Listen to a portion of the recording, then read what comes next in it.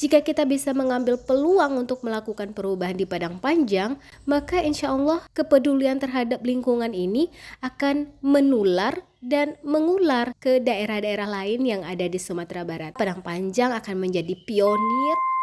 Bismillahirrahmanirrahim. Assalamualaikum warahmatullahi wabarakatuh. Bapak, Ibu, dan teman-teman, perkenalkan nama saya Imelda. Saya seorang ibu rumah tangga dengan 2 anak yang akhirnya memutuskan untuk beraksi. Jadi kalau suatu saat Bapak, Ibu, atau teman-teman melihat saya membawa tas belanja sendiri ke warung, jangan kaget ya, karena itu adalah cara saya untuk mencegah sampah kresek ada di rumah. Dan saya rasa ketika saya berbelanja membawa tas sendiri, membeli makanan dengan kotak sendiri, membawa botol minum kemana-mana, itu terasa lebih elegan ketimbang saya nentengin kresek, bawa-bawa plastik pulang, ataupun bawa-bawa botol AMDK. Nah, apakah Bapak Ibu merasakan hal yang sama bahwa ternyata ini lebih elegan loh? Bahkan selain elegan, ini juga lebih ramah lingkungan, baik untuk kesehatan dan lebih hemat. Saya itu kalau keluar membeli bawa botol minum 600 ml harganya 4.000 itu kok rasanya mahal ya. Sudah mahal, nggak sehat, nyampah lagi. Bahkan kalau di luar negeri, bule-bule di negara maju itu jarang loh nyampah botol AMDK. Karena mereka kalau minum ya tinggal buka keran langsung minum. Mereka jarang membeli galon ataupun botol AMDK itu. Nah, ini sih hal yang harus ditekankan bahwa kebersihan itu sebenarnya adalah investasi. Bapak, Ibu, dan teman-teman, saya lahir dan besar di Kota Padang Panjang. Jadi saya punya keterikatan dan ketertarikan untuk mendorong Padang Panjang melakukan sebuah perubahan. Apalagi Padang Panjang lokasinya sangat strategis. Bahkan waktu kemarin Jalan Putuh di perbatasan Padang Panjang dan Lembahanai, itu perjalanan yang terganggu itu tidak hanya dari Padang Panjang ke Kayu Tanam, tapi perjalanan se-Sumatera Barat itu seperti sangat terganggu. Nah, ini memberi sinyal kepada kita bahwa jika kita bisa mengambil peluang untuk melakukan perubahan di Padang Panjang, masyarakatnya lebih peduli, pemerintahnya lebih peduli terhadap lingkungan, maka insya Allah kepedulian terhadap lingkungan ini akan menular dan mengular ke daerah-daerah lain yang ada di Sumatera Barat. Maka Padang Panjang akan menjadi pionir, Padang Panjang akan menjadi pelopor dan teladan peduli lingkungan di Sumatera Barat. Bapak, Ibu, dan teman-teman, saat ini saya sedang merantau. Jadi kisah ini berawal dari keprihatinan saya terhadap pengelolaan sampah di perantauan. Di sini masyarakatnya terbiasa dengan membakar sampah dan saya sebagai seorang lulusan teknik lingkungan sangat menyadari bahwa pembakaran sampah adalah hal yang dapat mencemari udara. Membakar sampah bukanlah sebuah cara menghilangkan sampah, justru hanya memindahkan sampah yang kita hasilkan dari rumah ke udara dan kemudian dihirup lagi oleh kita sendiri. Tapi ini bukan pertama kali saya ikut membakar sampah. Dulu ketika saya merantau kuliah, saya juga ikut membakar sampah. Nah, mengapa sadarnya itu baru sekarang ketika sudah menjadi seorang ibu?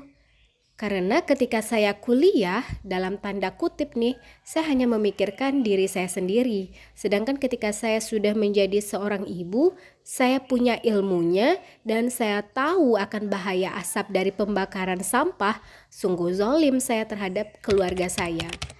Seorang ibu biasanya akan mendahulukan kepentingan keluarganya daripada dirinya sendiri. Nah, betul nggak ibu-ibu?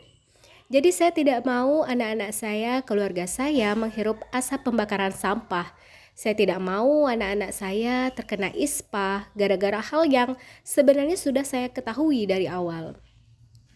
Jadi kemudian saya mencari tahu apa ya yang bisa saya lakukan agar saya tidak ikut membakar sampah.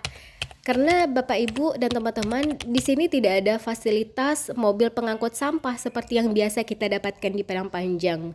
Nah, saya mencari tahu di internet, saya googling, browsing, dan dari sanalah kemudian saya mengenal istilah zero waste. Waktu itu saya melihat postingannya Bu Deka Wardani di tahun 2022, beliau sudah tidak membuang sampah ke TPA selama 4 tahun. Nah, apa yang dilakukan Bu Deka Wardani ini beliau melakukan zero waste. Zero waste atau hidup nol sampah atau minim sampah dengan cara metode 3A. Cegah, pilah, olah. Sebenarnya ini adalah hal yang sama dengan rating, reuse, recycle, dan bla bla bla bla. Hanya saja agar lebih mudah diingat dan bahasanya populer di kehidupan kita sehari-hari, maka Bu Deka Wardani mencetuskan rumus yang lebih mudah diingat, yaitu 3A. Cegah, pilah, olah. Kita mencegah sampah, ketika sampah tidak bisa dicegah, kita lakukan pemilahan agar mudah diolah. Apakah memang bisa kita tanpa sampah? Oke, di sini saya akan mencoba memperlihatkan beberapa gambar kepada Bapak Ibu dan teman-teman. Manakah dari gambar berikut kanan atau kiri yang tidak menghasilkan sampah? Next, kanan atau kiri? Next, kanan atau kiri? Dari sini kita bisa melihat bahwa ternyata sebenarnya itu kita bisa tidak menghasilkan sampah, dan ternyata kita sudah terlalu lama dinina-bobokkan oleh kepraktisan plastik. Untuk sekedar informasi, plastik-plastik ini sebenarnya ada belum sampai ratusan tahun.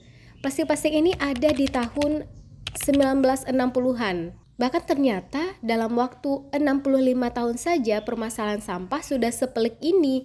Bahkan di tahun 2050 seorang pelaut Inggris wanita memprediksikan di laut akan lebih banyak ditemukan plastik daripada ikan.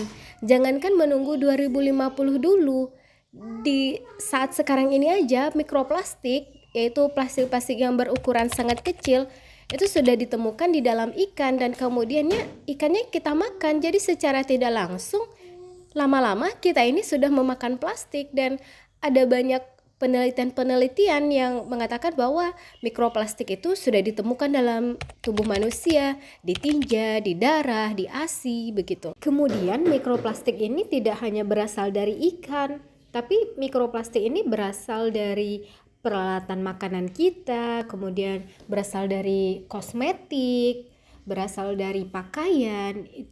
Jadi saya semakin sangat prihatin ketika mengetahui fakta-fakta ini. Saya jadi gregetan begitu. Aduh, ini ternyata lingkungan kita sedang tidak baik-baik saja. Bapak Ibu dan teman-teman yang ada di Padang Panjang juga harus tahu bahwa TPA Sungai Andok kita itu udah over capacity sejak tahun 2020. Dan pada umumnya TPA di Indonesia sudah penuh, sudah overload. Bahkan di tahun 2023 saja ada sebanyak 35 TPA yang terbakar. Macam-macam penyebabnya, ada karena cuaca ekstrim, ada karena sampah yang tercampur, karena mengandung bahan-bahan yang mudah meledak.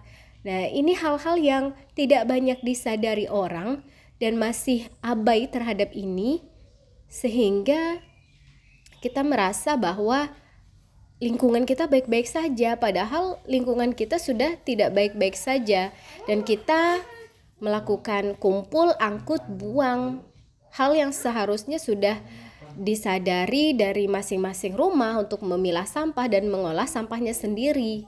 Jadi kita membuang ke TPA itu, kita tidak menyelesaikan masalah, malah memindahkan masalah dari rumah kita ke TPA. Memindahkan masalah dari Sileang Bawah, Kampung Manggi, Guguk Malintang, Tanah Hitam ke TPA Sungai Andok. Belum lagi TPA ini menghasilkan gas metan. Gas metan adalah salah satu gas rumah kaca yang utama yang memiliki potensi pemanasan global 25 kali lebih besar daripada karbon dioksida. Bahkan di tahun 2007 di TPA Lewi Gajah Kota Cimahi, Jawa Barat mengalami longsor dan menimbun 2 buah desa. Emang bisa sampah Dapuawa itu meledak? Oke, ya bisa aja. Contohnya ado-lado di dalam plastik, tabung kuih rape, padian selah plastik tuh beberapa hari beku manggambuang. Bahkan kalau di padian yo bisa meledak, apalagi sampah-sampah yang ada di TPA Sungai Andok, sampahnya macam-macam malah bertahun-tahun. Makanya hal yang pertama kali yang harus Wak lakukan adalah mengurangi membuang sampah ke TPA. Bapak, Ibu, dan teman-teman, saya memulai cara hidup zero waste pada tahun 2022, tepatnya di bulan Agustus. Saya belajar zero waste secara otodidak, mengandalkan semangat dan memberdayakan media sosial yang ada. Ya, meski kita tidak menemukan contoh di sekitar, maka jadilah contoh itu sendiri. Zero waste bukan gaya hidup, melainkan cara hidup yang harus kita jalani saat ini. Hal berkaitan zero waste yang pertama kali saya lakukan adalah mengompos. Kemudian sedikit demi sedikit saya mulai mencuci-cuci plastik ketika tidak bisa dicegah. Ya memang sulit sekali untuk mencegah karena saya masih terbiasa berbelanja dengan kemasan plastik. Anak-anak saya sering kasih jajanan yang berkemasan walaupun itu merek khusus untuk anak. Tapi itu sebenarnya adalah pokoknya ini seru sih pembahasan soal cegah plastik. Insya Allah nanti di video lain kita bakal kupas soal pencegahan ini, karena ada banyak hal yang kita anggap biasa, aman-aman saja, ternyata ada bahaya kesehatan yang mengintai. Oke, kita kembali ke cerita tadi. Saya mulai mengompos, saya mulai mencuci-cuci plastik, saya mulai memilah, saya mulai mencari tahu bank sampah terdekat dari sini. Ya walaupun jaraknya 45 menit dari rumah, tapi kalau mindsetnya sudah peduli lingkungan, ya tidak masalah. Bahkan saya bisa menumpuk sampah berminggu-minggu di rumah, asalkan sampah-sampah tersebut sudah dalam keadaan terpilah, dalam keadaan bersih dan kering. Lambat laun saya juga mulai bisa berhasil tidak membawa plastik dari pasar. Ya semuanya berjalan tahap per tahap. Semuanya memang perlahan, apalagi saya dengan kesibukan membersamai 2 anak kecil, jadi sangat repot memang. Tapi ternyata kerepotan itu berkurang seiringnya berjalannya waktu. Repot itu karena mindsetnya belum full. Repot itu karena tidak tahu triknya. Repot karena belum terbiasa. Tapi yang terpenting adalah progres. Harus ada dari hari ke hari, minggu ke minggu, bulan ke bulan, dan diniatkan karena Allah. Tidak ada kebaikan yang terlalu kecil. Tidak ada sebuah keahlian yang simsalabim langsung bisa. Apalagi ini merubah kebiasaan berpuluhan tahun, ya, dan dianggap aneh oleh orang luar di sana. Tapi kita itu tidak butuh satu orang yang melakukan zero waste dengan sempurna, tapi kita butuh jutaan orang untuk melakukan zero waste secara tidak sempurna.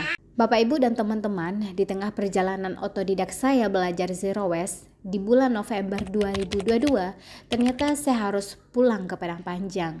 Zero waste yang masih baru saya pelajari berada di persimpangan antara dilanjutkan atau tidak sama sekali.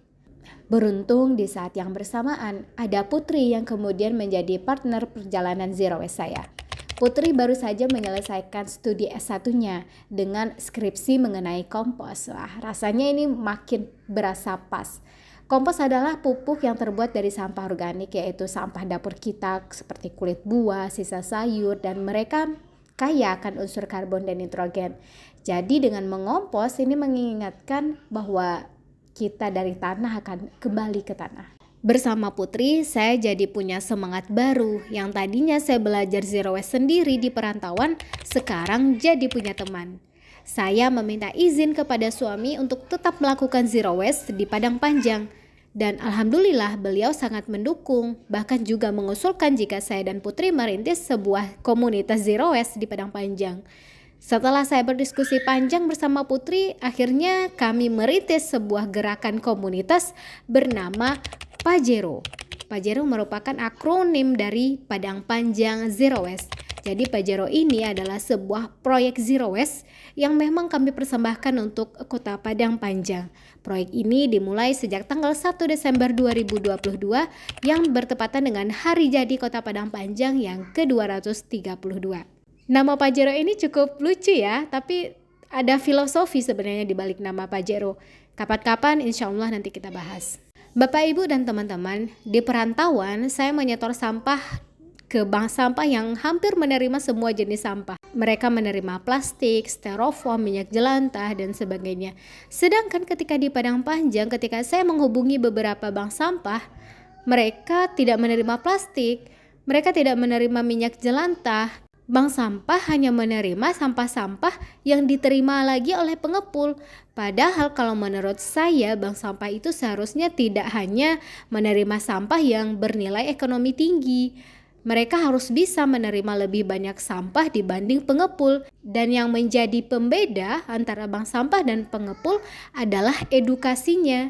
Jadi, yang setor ke pengepul dengan setor ke bank sampah harus beda mindsetnya. Kami tidak punya kepentingan untuk merubah bank sampah yang udah ada di Padang Panjang, maka kami dirikan sendiri bank sampah yang bernama Algero Waste Management.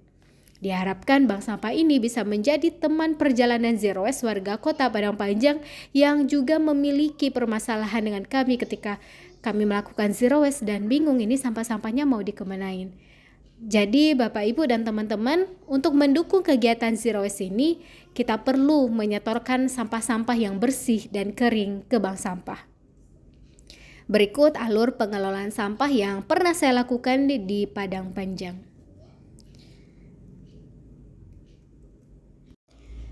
Bapak Ibu dan teman-teman, perjalanan Pajero tidaklah mulus begitu saja. Bahkan kami sempat vakum beberapa bulan. Kemudian ceritanya menjadi seru ketika Pak Mas ikut bergabung. Bersama Pak Mas kami merancang lebih banyak proyek untuk membuat Padang Panjang ini benar-benar bisa Zero Waste. Ada Kak Arda, Aya, Kak Nora, dan Ica yang alhamdulillah mau ikut bergabung. Kemudian kegiatan menjadi lebih seru lagi. Waktu itu kami mengadakan aksi sosial eksperimen di Gor Bancalaweh. Ada Alvin, Saskia, Vira, dan Uni Farida yang ikut bergabung.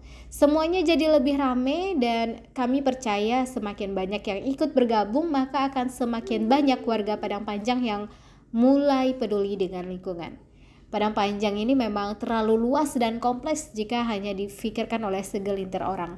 Alhamdulillah selanjutnya ada Ayu dan Kak Alivia yang ikut bergabung. Total hari ini sudah ada 13 orang yang resmi menjadi anggota Pajero. Jadi Bapak Ibu dan teman-teman yang juga peduli dengan lingkungan dan ingin ikut bergabung bersama kami untuk hidup Zero Waste dengan cara yang menyenangkan, yuk bergabung dengan Pajero. Kita bisa belajar, mencari pahala, dan beraksi bersama untuk mewujudkan Padang Panjang Zero Waste. Informasi selengkapnya mengenai Pajero bisa Bapak Ibu dan teman-teman lihat di Instagram @papa.zerowest. Di sana kami mengarsipkan dokumentasi capaian kami dari awal sampai akhir. Kemudian untuk channel YouTube-nya ada di Padang Panjang Zero Waste dan TikTok di @pajero.112. Terima kasih, saya Imelda. Kapan-kapan kita lanjutkan cerita tentang Padang Panjang Zero Waste ini. Sangat menarik dan kami berharap Bapak Ibu dan teman-teman bisa menyebarkan informasi ini ke seluruh warga kota Padang Panjang.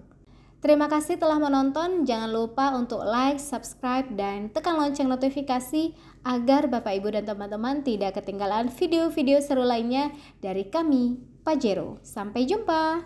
Assalamualaikum warahmatullahi wabarakatuh.